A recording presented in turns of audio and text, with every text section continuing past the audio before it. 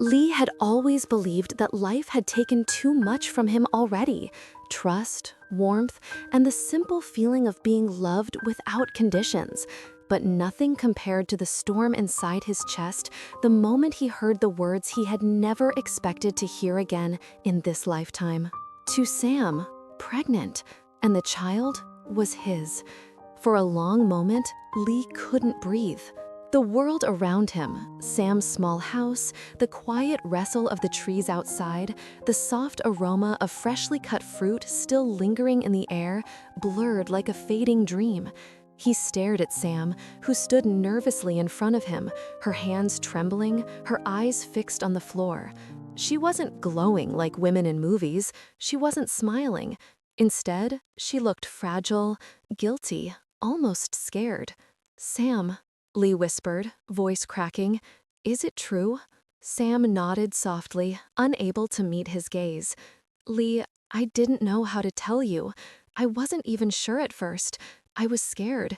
After everything, after what we went through, I was scared you would hate me." Hate her? Lee's heart clenched painfully. He took a slow step toward her, but she took a step back, and that hurt even more. As if she thought he would reject her, as if she believed she had to protect herself from him. "What made you think I would hate you?" he asked, voice shaking. Sam swallowed hard. Her voice was low, almost breaking. Because I thought I would never be able to give you a normal life. I thought I would only bring trouble. And now, this baby, after all the pain we went through, after all the scars we're still healing from." Her voice faded, but Lee heard every word, every fear, every piece of her brokenness. Lee remembered the nights Sam cried herself to sleep, the days she worked just to keep herself going, the shame, the sorrow, the loneliness she endured. And now she was carrying his child, his blood, his future, after surviving all of that. He stepped closer again, slowly, carefully. This time, she didn't move away. Gently, he lifted her chin so she would look at him. "Sam," he whispered, "you're carrying a part of me. After everything we both endured, do you really think this makes me angry? This," his voice softened, wounded and full of emotion, "this is the biggest miracle of my life." Sam's eyes filled with tears. Lee's world, once cold and dark, suddenly felt like it had cracked open, just enough for light to slip in. Lee stood frozen in the middle of the small kitchen, his mind blank, his breath uneven. The words, "The baby is yours," kept echoing inside his skull like a storm refusing to die down. For a long moment, he couldn't even find his voice. The room felt too quiet, too fragile, like if he spoke too loudly, everything would break. Tu Sam stood across from him, her fingers nervously twisting the hem of her shirt. She looked exhausted, scared, and guilty all at once. The shadows under her eyes were deep, and Lee suddenly realized how much she had been carrying alone. When he finally spoke, his voice wasn't anger, it wasn't shock, it was something far softer. "Sam, why didn't you tell me earlier?" Her lips trembled. She tried to look at him, but her eyes dropped again. "Because I didn't know how you would react. Because I didn't want to become a burden to you. And because," she swallowed, tears gathering like heavy rain, "because I thought you didn't need me anymore." Those words stabbed straight into Lee's chest. He took a step toward her, slow, careful, as if approaching something precious that might vanish. "Sam, look at me." She lifted her head, tears slipping silently. "You carried this alone for how long?" he asked, voice shaking. "Months," she whispered. "Alone?" She nodded. That single nod destroyed him. Lee raised a hand but froze midway, unsure if she'd allow him. When she didn't step away, he gently placed his palm on her cheek. She leaned into the warmth without thinking, as if her body recognized him even when her mind didn't dare to. "You should never have gone through this alone," he said, his tone breaking. "Not something painful, not something frightening, not something this important." Sam's tears fell faster, dripping onto his fingers. "I didn't want you to hate me." "Hate you?"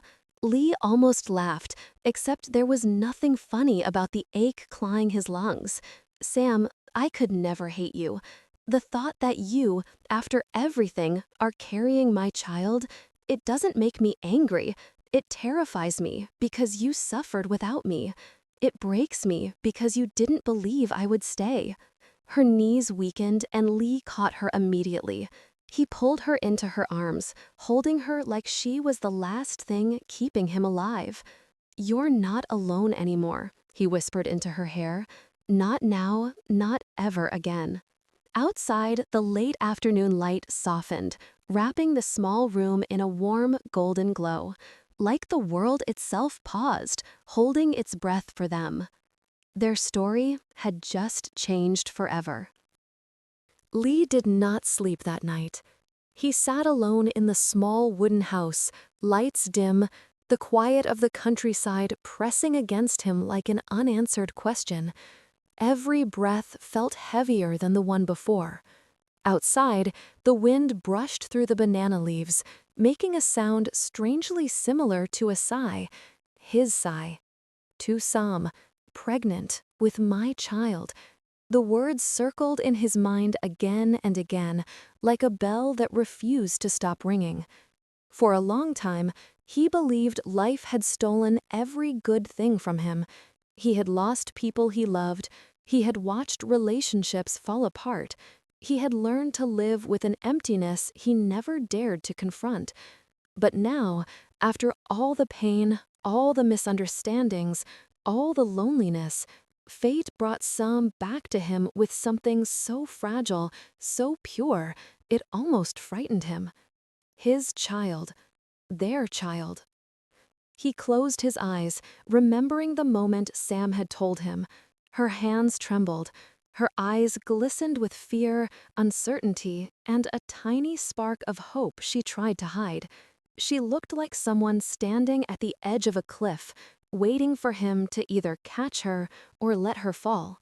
And Lee hated himself for even hesitating. He rose from the chair and stepped outside.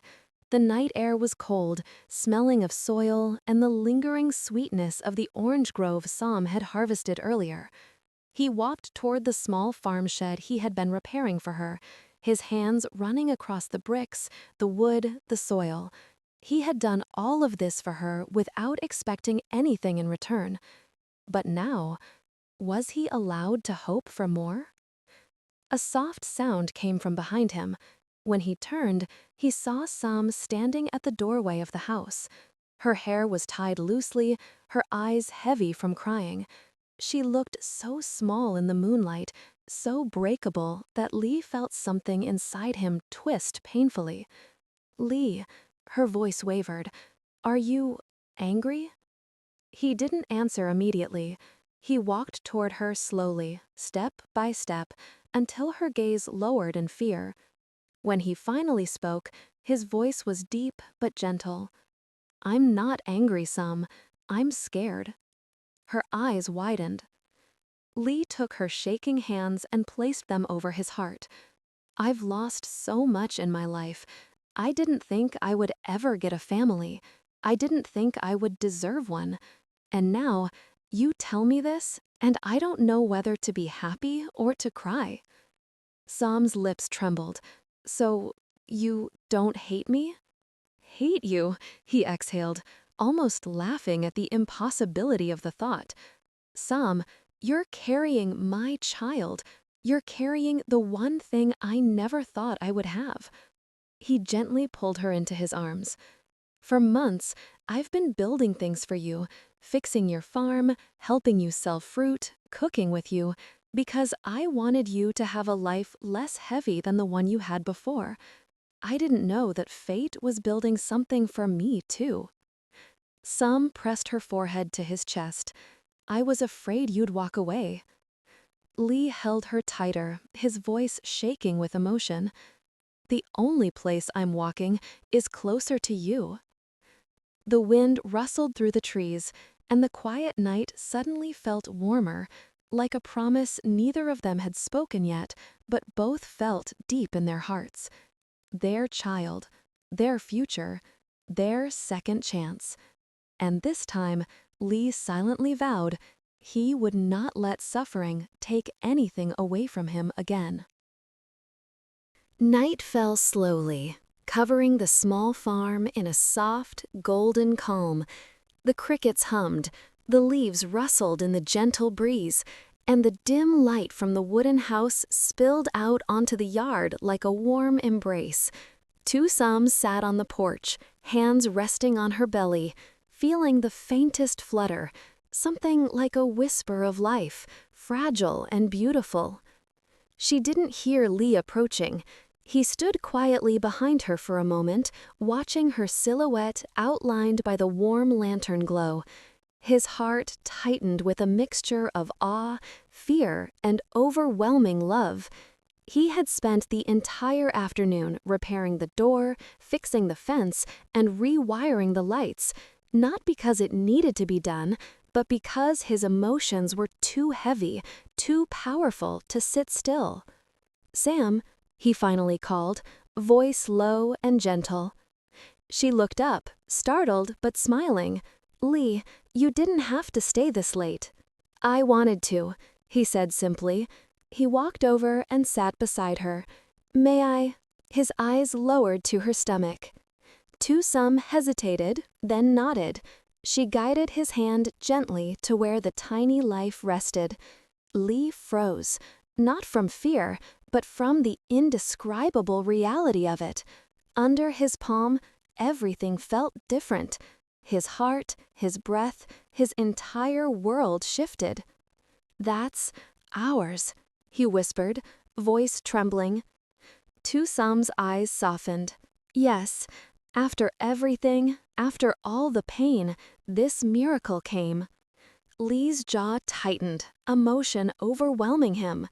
"Sam, I'm sorry," he said, "for all the times I wasn't there, for all the times you carried your fears alone. I should have known. I should have protected you better." She shook her head. "You're here now. That's all that matters." But Lee wasn't finished. "No," he said firmly, turning toward her. "I'm not going to let you live like this anymore. No more fear, no more loneliness, no more struggling alone." He took her hands, holding them tightly. His voice shook, but his eyes held a steady determination. "Sam, I promise you, no matter how hard life becomes, no matter what danger or pain waits for us, we'll face everything together, you and I, and our child." Her breath hitched. Tears blurred her vision. "Lee." He leaned his forehead against hers, whispering like a vow carried by the night wind. "You're my family now, and I'll spend the rest of my life proving it."